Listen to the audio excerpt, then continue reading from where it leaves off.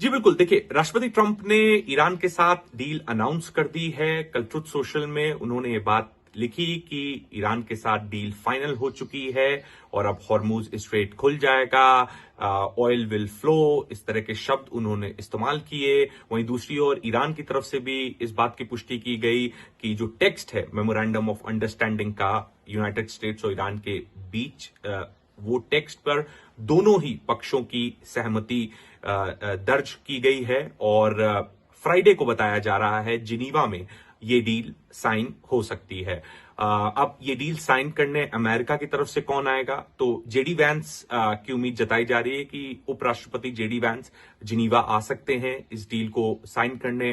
पर JD Vance ने एक अमेरिकी न्यूज चैनल से बात करते हुए ये बात भी कही कि प्रेसिडेंट ट्रंप खुद भी जा सकते हैं डील साइन करने।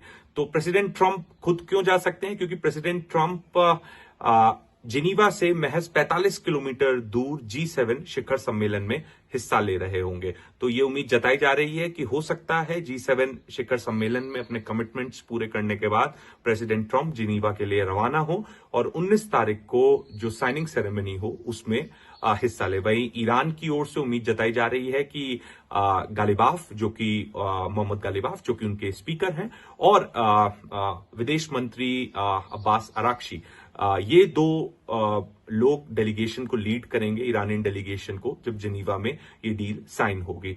लेकिन इस अनाउंसमेंट पर और डील के टेक्स्ट को लेकर अभी भी प्रश्न चिन्ह बना हुआ है। उसकी सबसे बड़ी वजह है लेबनान का मुद्दा। पहले भी ये बात अमेरिका और इजराइल कहते आ रहे हैं कि Lebanon is not a part of deal which is being negotiated by Pakistan. तो लेबनान का जो मसला है वो अमेरिका मीडिएट करेगा और इसको लेकर तकरीबन 3 मीटिंग भी हो चुकी है अमेरिका में, लेबनान, अमेरिका और इजराइल के बीच में।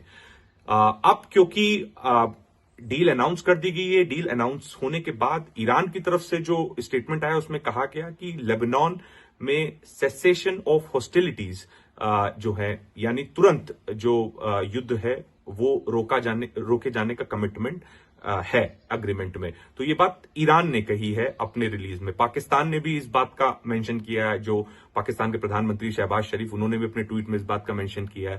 पर लेबनान इस डील का पार्ट है, ये मेंशन अमेरिका ने अपने स्टेटमेंट में अभी तक नहीं किया है। तो जो पहला फ्लैश पॉइंट है वो लेबनान इशू अभी भी बनता दिख रहा है।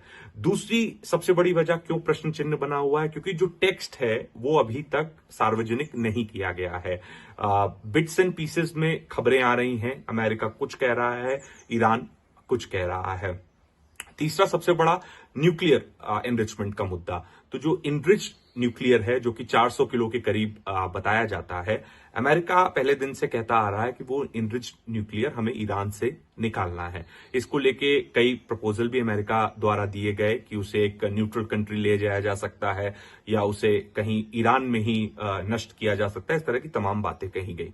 लेकिन इस अनाउंसमेंट और इसके बाद जो खबरें आ रही हैं उससे ये पता लग रहा है कि 60 दिन का टाइम दिया जा रहा है, बफर टाइम, जिसमें पूरी डील निगोशिएट किया जा सके और जो टेक्निकल मसला है, जैसे न्यूक्लियर का जो मसला है, वो निगोशिएट किया जाएगा अगले 60 दिनों में।